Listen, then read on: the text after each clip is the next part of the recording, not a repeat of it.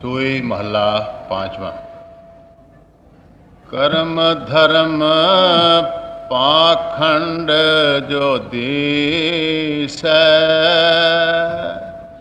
तिन जम जागते लूट। कर्म धर्म पाखंड जो देश, तिन जम जागते लूट। ये पंचम पातशाह श्री गुरु अर्जन देव जी महाराज की रब्बी बानी है। वो इसमें रूहानियत का निचोड़ पेश कर रहे हैं। जब भी ऐसी प्रभु रूप हस्तियाँ आती हैं, वो देखती हैं कि हम क्या कर रहे हैं, क्योंकि उनके यहाँ आने का एक ही ध्येय होता है, और वो ये कि जो आत्माएं प्रभु से बिछड़ी हुई हैं उन्हें प्रभु से वापस मिला। क्योंकि जन्म मरण दोहों में नाही, जन परोपकारी आए, जिया दान दे भक्ति लायन हर्ष लैन लाए। वो जिया दान दे के हमारी आत्माओं को प्रभु से मिलाने के लिए यहाँ आए। और भाई नंदलाल ने भी कहा है कि मुर्शदे कामल इलाज दिल खुनद, और ई इलाज दिल बदिल हासिल छो। कि जो पूर्ण सद्गुरु होता है वो हमारे दिलों का, हमारी आत्माओं का इलाज करता है। और ये जो इलाज है ये तभी होता है जब दिल से दिल तक, आँखों से आँखों तक और रूह से रूह तक गुरु में और शिष्य में रास्ता बन जाए। तो चूँकि उनका मकसद जो होता है वो ये होता है कि हमारी आत्मा प्रभु से मिल जाए।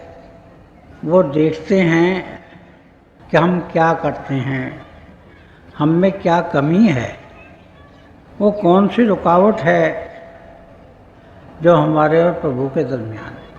अब ये फरमा रहे हैं कि आम तौर से बचपन से ही हमें क्या समझाया जाता है, गुरुद्वारे में जाओ, मंदिर में जाओ, मस्जिद में जाओ, गिरजे में जाओ।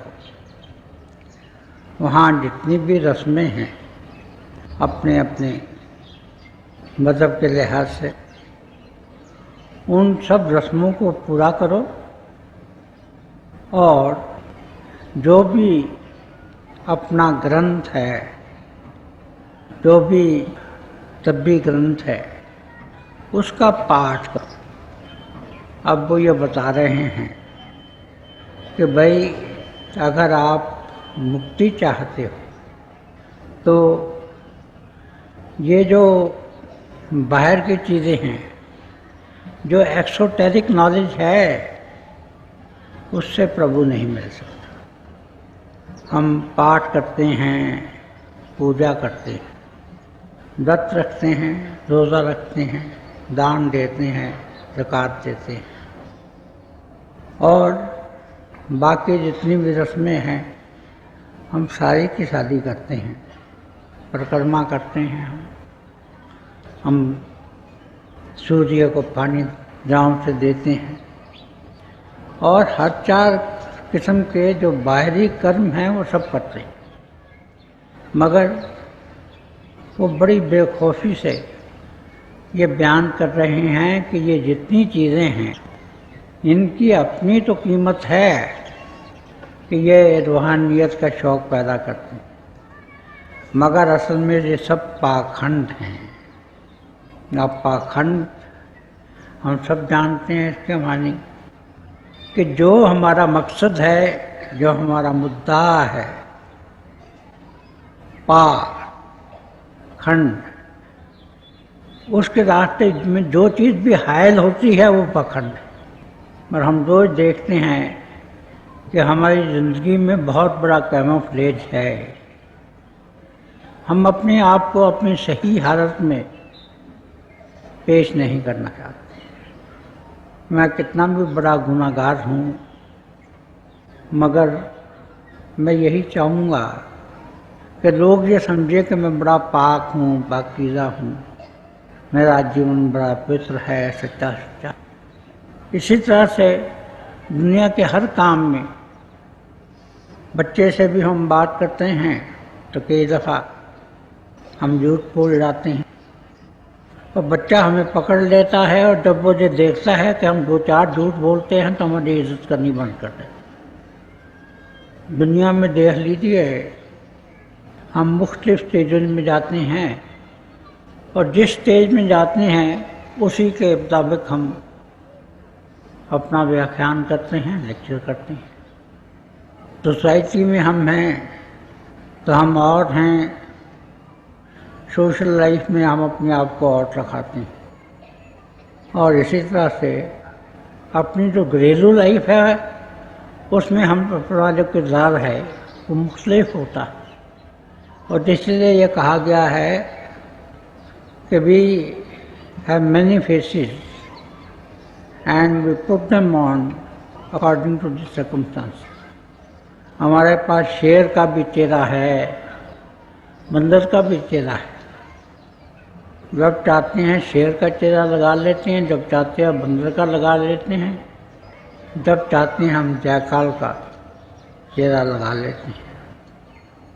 हम अपने आप को भी are not prepared to reveal ourselves in a true colour. Our life is a series of camouflage, कि हम अपने आप को असली रूप में पेश नहीं करते। हमारा जो जिंदगी है ये चेहरे बदलने की एक कहानी है। कभी कोई चेहरा लगा लिया, कभी कोई चेहरा लगा लिया। अब सुनिए बड़े प्यार से कि पंचम पातशाह जितने भी आज तक हमारे शहीद हुए हैं उन सबके सरताज, वो हस्ती जिन्होंने डेमोक्रेसी एंड रिलीजन का सबसे पहला तजुर्बा किया, श्री गुरु ग्रंथ साहब को तरतीब देते वक्त, क्योंकि उसमें उन्होंने जितने भी मजहब थे उनके जितने संत थे, अब तकरीबन 400 साल तक हिंदुस्तान में उन सब की बानियाँ करती है। जो उनकी बानी है, एक एक लफ्ज़ जो है वो दिल और दिमाग और रूह में उतरने के काबिल है। अब बड़े प्यार से सुनिए क्या फरमाते हैं। कर्म धर्म पाखंड जो देश,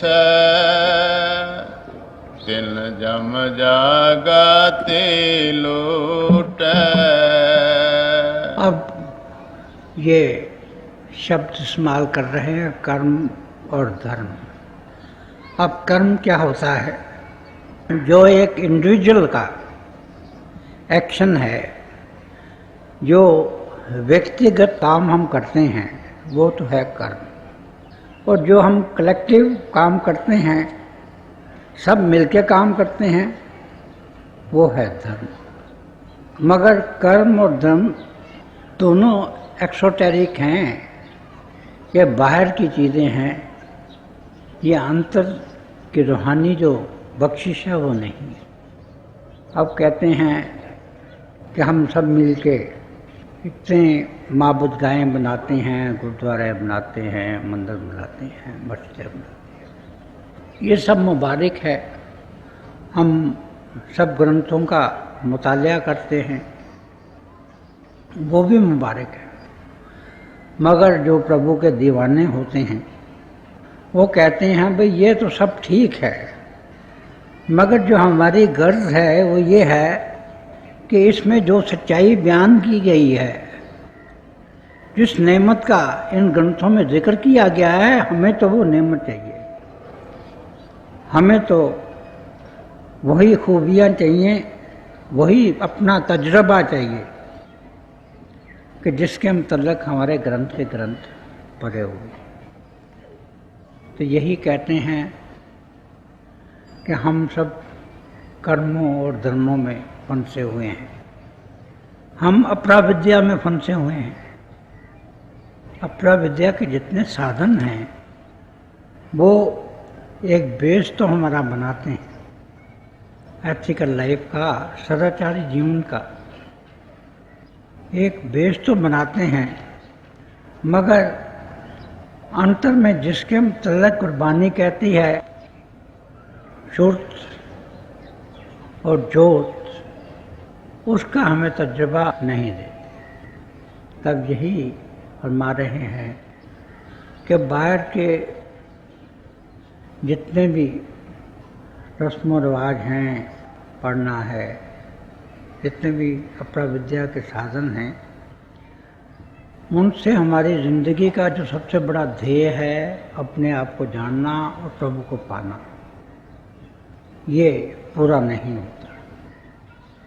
क्योंकि सब धर्म यही मानते हैं कि इंसान अशरफुल मखलूक़ात है, क्राउन ऑफ क्रिएशन है, नन देह है, क्योंकि इसी में आत्मा और परमात्मा का मिलाप हो सकता है। और जो कहते हैं कि इसे ज़ाया मत करो, ये ज़ाया करने की चीज़ नहीं है। इसका एक एक क्षण जो है वो बड़ा कीमती है, उसे असली रास्ते में लगाओ, उसे पराविद्या में लगाओ, प्रभु का तजुर्बा करने में मिलाओ, उसे ये बाहर की जो चीज़ें हैं इनमें खर्च नहीं करो। कर्म धर्म पाखंड जो देश, तिन जम जागते लूट। अब ये बता रहे हैं कि हम जब भी अपरा विद्या के साधन करते हैं तो इसमें हम दो किस्म के कर्म करते हैं, एक बद कर्म और एक नेक कर्म। कुछ अच्छे कर्म और कुछ बुरे कर्म, कुछ नेक अमाल और कुछ बद अमाल। मगर ये गीता में आया है कि नेक और बद अमाल दोनों ही हमारी आत्मा को बांधने वाले हैं। ये दोनों ही ऐसे हैं जैसे कि सोने की हथकड़ी हो या लोहे की हथकड़ी हो। क्योंकि अगर हम बद कर्म करेंगे तो अवश्य जब इस जिस्म को छोड़ेंगे और गुरु किसी से हमने अगर दीक्षा नहीं ली होगी तो हम नरकों में जाएंगे। और हमारा ये यकीन होता है कि जब हम नेक कर्म करेंगे तो हम अवश्य जो है वो स्वर्ग में जाएंगे। अब उसकी भी हकीकत खोल रहे हैं गुरबानी में, बहुत जगह, कम जगह ये हकीकत खोली जा रही है। ये पुराणों में आया है कि जब आत्मा हमारे जिस्म को छोड़ती है तो वो जब जमदूत इसे लेने के लिए आते हैं और धर्मराय के पास ले जाते हैं तो वहाँ इसकी ऐसी हालत होती है जैसी इस जहान में होती है। इसे भूख भी लगती है, इसे प्यास भी लगती है, और भी जितनी चीज़ें हैं ये सब इसे तंग करती हैं। तब क्या होता है, इसे बड़ी सख्त भूख लगी तो वो जो वसूल करने वाला जो मुकर्रर किया होता है धर्मराय ने, वो जो इसके साथ ले जाने वाले जमदूत होते हैं, वो कहते हैं कि हम खाना तो तुम्हें देंगे, रोटी तो देंगे, मगर फलां जो नेक काम तुमने किया है उस काम का फल हमें। अब देखिए कि हमें कितने बड़ा जो भ्रम है, ये बहुत कम किसी महापुरुष ने खोला है। हम ये करते हैं कि नेक काम करो और स्वर्ग में चले जाओ।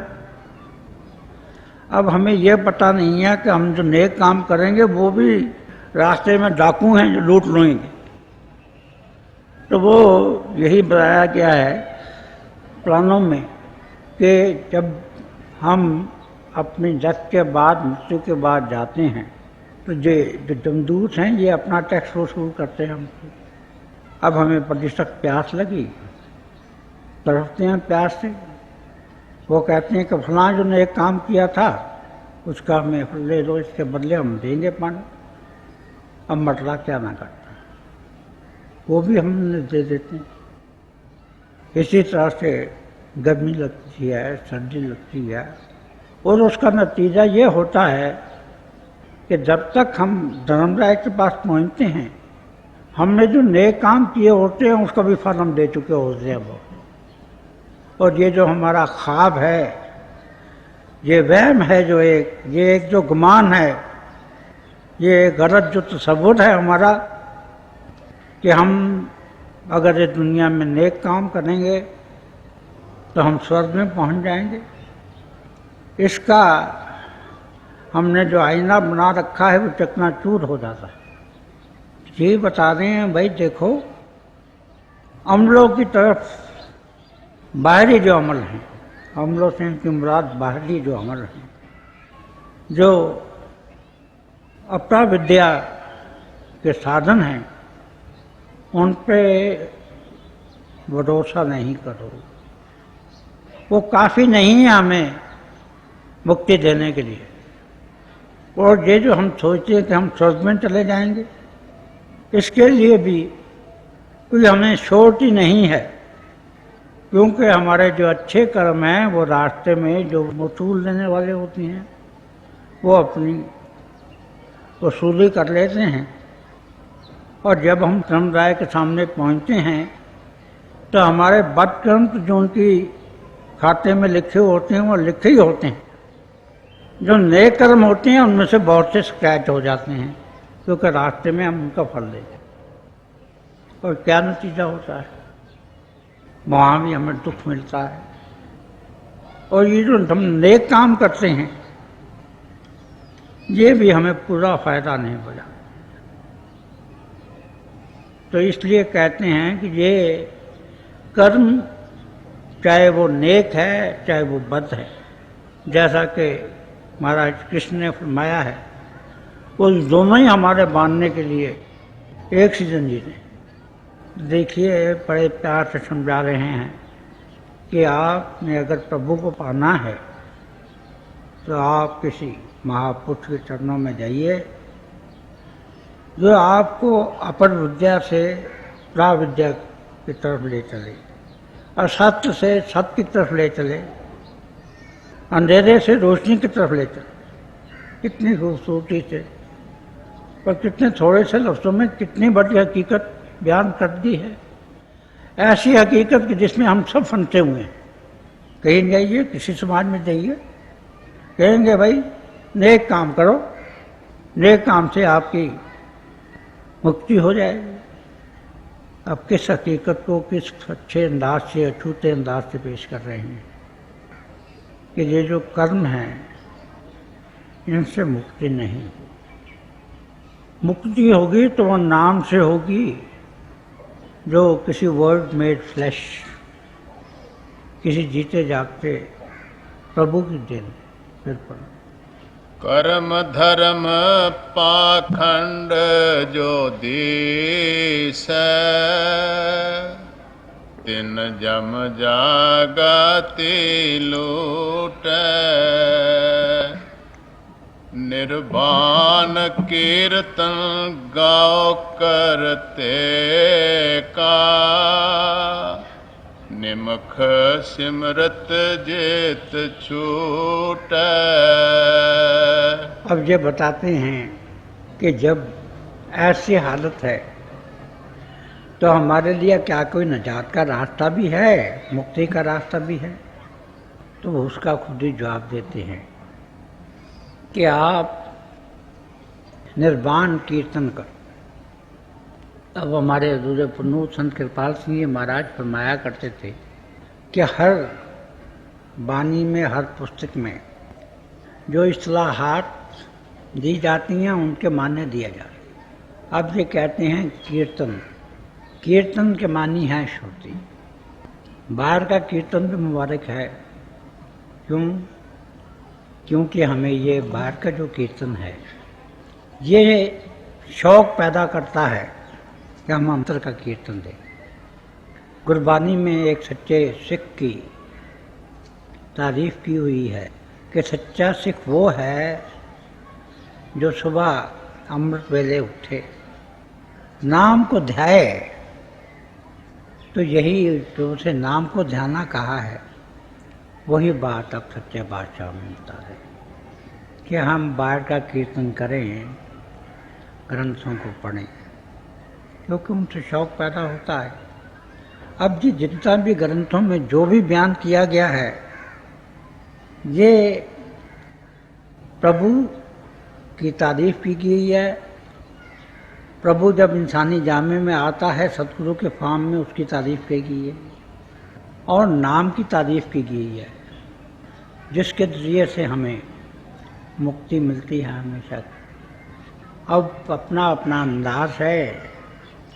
वारफ्तगी के आलम में एक सूफी कहता है कि आए शेख, तो इन किताबों को बंद कर दे और जो हकीकत इन किताबों में बयान की गई है उसका मुझे तजुर्बा दे।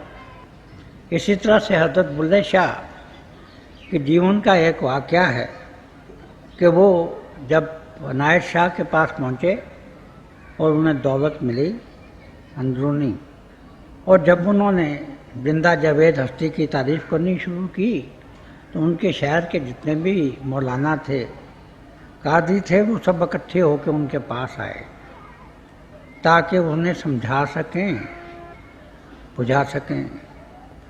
मगर बात यही है कि नहीं है ये आसान, यारों से कह दो, समझ लीजिएगा तो समझाइएगा। और हज़रत बुल्ले शाह ने क्या किया कि जितने धर्म ग्रंथ उसने पढ़े थे वो सब 4 हिस्सों में बांट के लाइन लगा दी और उसके ऊपर रख दिया पलंग। चारों पलंग के जो पावे थे उसके नीचे सब किताबें रख दी और उस पर चढ़ के खुद बैठ गए। अब जब वहाँ काजी आए तो उनके तो आग बगोला हो गए, ये क्या किया तुमने? कहने लगे यार फिर बात बाकी करेंगे, मुझे पहले एक छोटी सी बात का जवाब दे लो, उसके बाद आप जो कहेंगे, जो दंड देंगे, मैं वही सहूँगा। आप खुद जो फैसला करेंगे मैं मानूंगा। तो उन्होंने कहा अच्छा भाई कह लो। कहने लगे देखिए, अगर आपके दोस्त हों, मित्र हों, जिसे अपनी जान से भी अजीज समझते हों, अगर आपको वो कुछ देने के लिए इकरार कर दें और वो इकरार फिर फट जाए, वादा होता चला जाए कि देंगे देंगे देंगे, और वो दे नहीं, तो ऐसे दोस्त को आप क्या कहेंगे? कहने लगे वो तो बेवफा कहेंगे। तो ये किताबें सब बेवफा, ये सारी उम्र मुझे ये वादा करते रही हैं कि प्रभु मिलता है, ज्योति इतनी अच्छी है, अंदर की राग रागनियाँ इतनी सुरीली, नाम का जो महारस है वो बाहर के सब रस उसके मुकाबले में फीके पड़ जाते हैं। ये मुझे रोज़ देती नहीं है, इकरार करती नहीं है, वादा देती नहीं है, मगर ये वादा फर्जा जैसे कहते हैं, ये रोज़ कल कल और कल के बाद हमें टालती है। ये ऐसी हालत है कि वादा है दोस्त कुछ नहीं, एक मुसलसल आरज़ू, रात गुजर गई तो फिर रात का इंतज़ार कर। तो ये आलम रहा है इनका। अब बताओ आप ही कि आप क्या कहेंगे? तो और फिर उनसे पूछा कि आपने कभी नूर खुदा को देखा है? आपने कभी बांगे आसमानी सुनी है? वो बेचारे जितने आए थे खामोश हो। तो यही बता रहे हैं कि हमारे जो कर्म हैं और धर्म हैं, ये जो अपरा विद्या के साधन हैं, यात्रा है, तीर्थ है, पुण्य है, दान है, पढ़ना है, रोज़ा है, ज़कात है, ये एक हद तक तो ठीक हैं कि हमारा शौक़ बन जाए, मगर ये हमें वो तजुर्बा नहीं देते जिसका जिक्र हमारी वानियों में है। निर्वाण कीर्तन गाओ करते का, निमख सिमरत जेत छूट। अब ये कहते हैं कि इसका क्या इलाज है, हम मुक्ति कैसे पा सकते हैं, निजात कैसे पा सकते हैं? प्रभु से कैसे मिल सकते हैं, खुदशनासी और खुदाशनासी के मरहले कैसे तय कर सकती हैं। तो इसका एक तरीका है कि जो निर्वाण कीर्तन है उसके हम सुनने वाले बन जाए। यहाँ भी गुरबानी में कीर्तन आया है, उसका मतलब यह है श्रुति, शब्द। वो शब्द जो वे कहते हैं कि जब प्रभु ने ये सृष्टि रची तो दो सूरतें इख्तियार की, एक श्रुति की और एक ज्योति की, एक नूर खुदा की, एक बांगे आसमानी की, एक लाइट ऑफ गॉड की, दूसरी म्यूजिक ऑफ द स्फीयर्स की। और इसी को जो मुख्तलिफ धर्म वाले हैं वो अलग-अलग लफ्ज़ों से पुकारते हैं। वेदों में नाद कहा गया है, श्रुति कहा गया है, निष्ठों में उद्गीत कहा गया है। सेंट पॉल इसे वर्ड कहता है, ज़ोरैस्ट्रियन इसे सुरक्षा कहते हैं, और गुरबानी इसे शब्द कहती है, कीर्तन कहती है, अमृत कहती है। और फिर कैसा शब्द? अनिर्बाण शब्द, वो शब्द जो 3 गुण अतीत है, 3 गुणों से ऊपर। शब्द जो है पहले है अनहद शब्द। अनहद शब्द जो है जिसका मतलब है अनस्ट्रक मेलोडी, वो हमें त्रिकुटी तक ले जाता है, क्योंकि ब्रह्म विष्णु महेश ये सब ब्रह्म के ही बनाए हुए हैं। उसके बाद जो हमें पार ब्रह्म तक ले जाता है उसे हम सार शब्द कहते हैं, और जो हमें सार शब्द से ऊपर ले जाता है उसे सत शब्द कहते हैं। तो अब ये निर्वाण की बात कर रहे हैं। निर्वाण वो है जो 3 गुणों से परे है। अब वो जो कीर्तन है, जो जिस्मो जिस्मानियत से हम ऊपर चले आएँ, अपने गुरु के दर्शन करें, उसमें लीन हो जाएं, उसके बाद त्रिकुटी में पहुँचें, तीसरे द्वार से हम निकलें, हम अमृतसर में स्नान करें, और उसके बाद का जो कीर्तन है वो हम सुने। फिर पढ़ो। निर्वाण कीर्तन गाओ करते का। अब ये कहते हैं कि प्रभु का वो जो निर्वाण कीर्तन है, त्रिगुणातीत होना जिसे कहते हैं, कि वो कीर्तन हर वक्त सुनो और उसका गुणगान करो। निर्वाण कीर्तन गाओ करते का, निमख सिमरत जेत छूट। अब ये कहते हैं कि जिससे वो दौलत थोड़ी सी भी मिल जाए, वो जो है वो हमेशा के लिए छूट जाता है, हमेशा के लिए उसकी मुक्ति हो जाती है, हमेशा की खुशी, हमेशा की शादी से मिल जाती है। अब पहले तो ये बताया है कि हमारा जीवन कैसा होना चाहिए। अगर हम चाहते हैं कि प्रभु से मिलें तो जीवन कैसा बनाएं। दूसरा ये कहते हैं कि ये जितने बाहर के अपरा विद्या के साधन हैं उनसे हमें प्रभु नहीं मिल सकता, आत्मा परमात्मा का मिलाप नहीं हो सकता। वो मिलाप हो सकता है तो वो अंतर में जो हरि कीर्तन हर वक्त हो रहा है उसके सुनने से हो जाता है। और उसके लिए जो आदमी थोड़ा सा भी ऐसी बड़ी नेमत को थोड़ी सी भी हासिल कर ले, वो मुक्त हो जाता है। निर्वाण कीर्तन गाओ करते का, निमख सिमरत जेत छूट। संतो सागर पार उतरे, संतो सागर पार उतरे।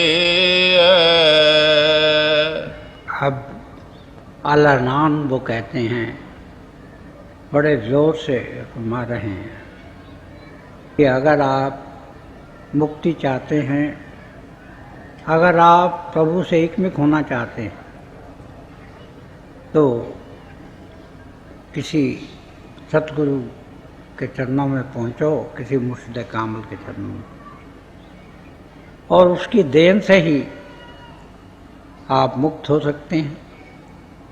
उनकी जो देन है नाम की, उसी के जरिए ही आप काल के चक्र से बच सकते हैं, 84 लाख जियाजुम से बच सकते हैं।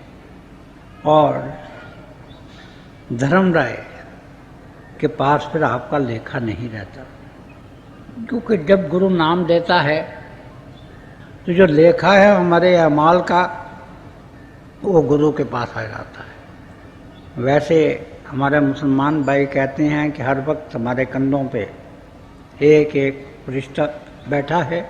एक फरिश्ता जो हम अच्छे काम करते हैं वो रिकॉर्ड करता जाता है, दूसरा फरिश्ता जो बुरे काम करते हैं वो रिकॉर्ड करता जाता है।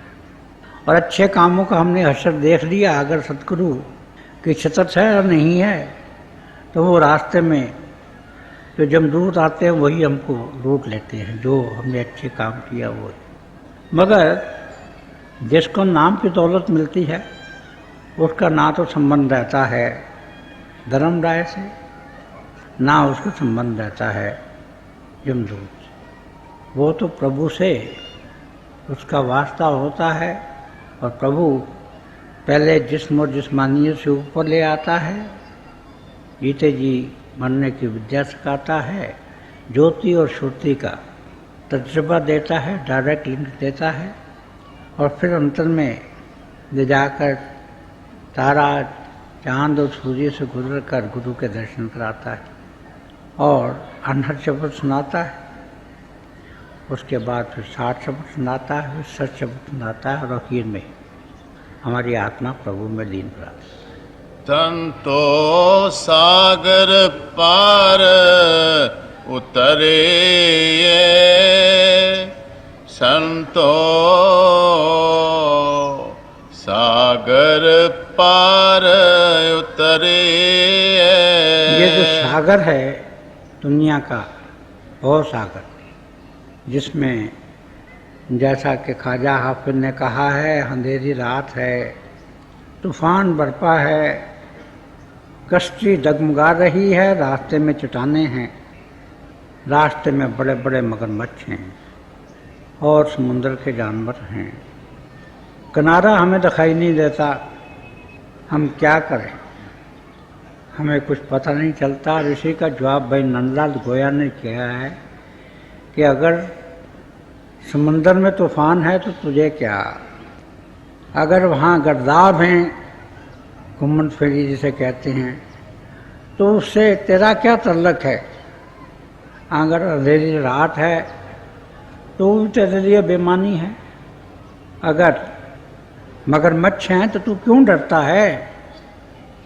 अरे तूने तो नाम ले रखा है, तेरा तो मुर्शिद है, तो अपने मुर्शिद की आंखों में एक देखता चला जा, और इन सब चीज़ों से चला कोई सरोकार नहीं। अब यही बता रहे हैं कि जिसने पाया है, जो इस भवसागर से पार गया है, वो अपने गुरु की रहमत से, अपने गुरु की नज़र करम से, अपने गुरु के नाम की दौलत से ही किया है।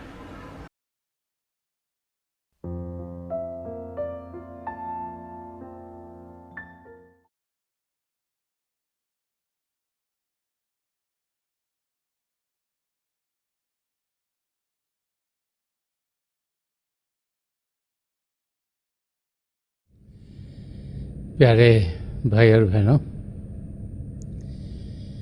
हम सब बड़े खुशकिस्मत हैं कि हमें दयालपुर संत दर्शन सिंह जी महाराज के दिव्य वचन सुनने को मिले। जो भी उनसे मिला उसने यही अनुभव किया कि संत दर्शन सिंह जी महाराज ने उनसे सबसे ज़्यादा प्रेम किया।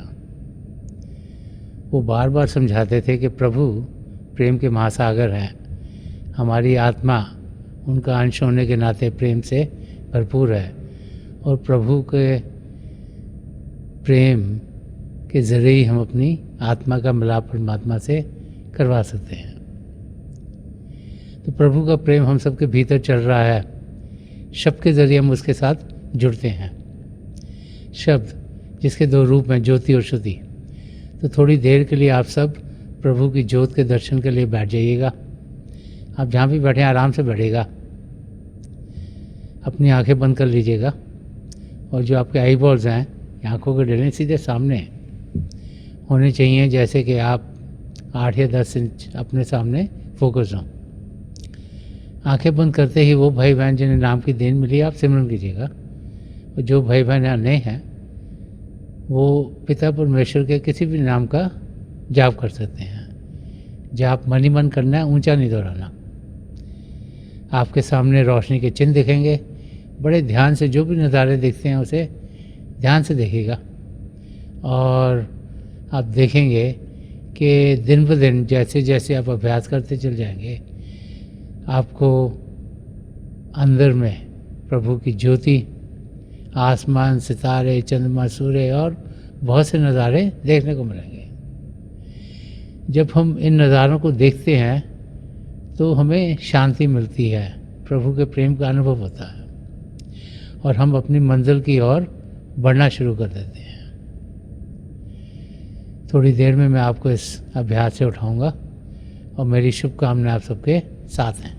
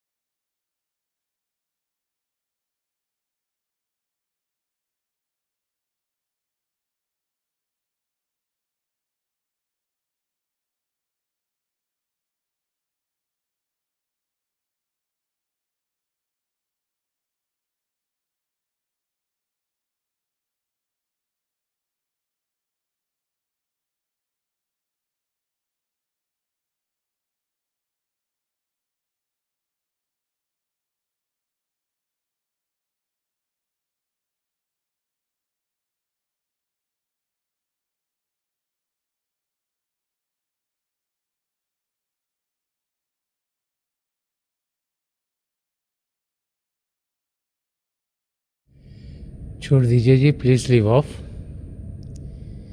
मेरी पिता परमेश्वर के चरण कमलों में और जो पिछली सेंचुरी के महापुरुष हुए हैं, हजूर बाबा सावन सिंह जी महाराज, परम संत कृपाल सिंह जी महाराज और दयाल प्रसन्न दर्शन सिंह जी महाराज के चरण कमलों में यही प्रार्थना है कि प्रभु को पाने का रास्ता, जिस रास्ते पर इन महापुरुषों ने हम सबको चलाया है, उस रास्ते पर हम तेज़ी से चल सकें।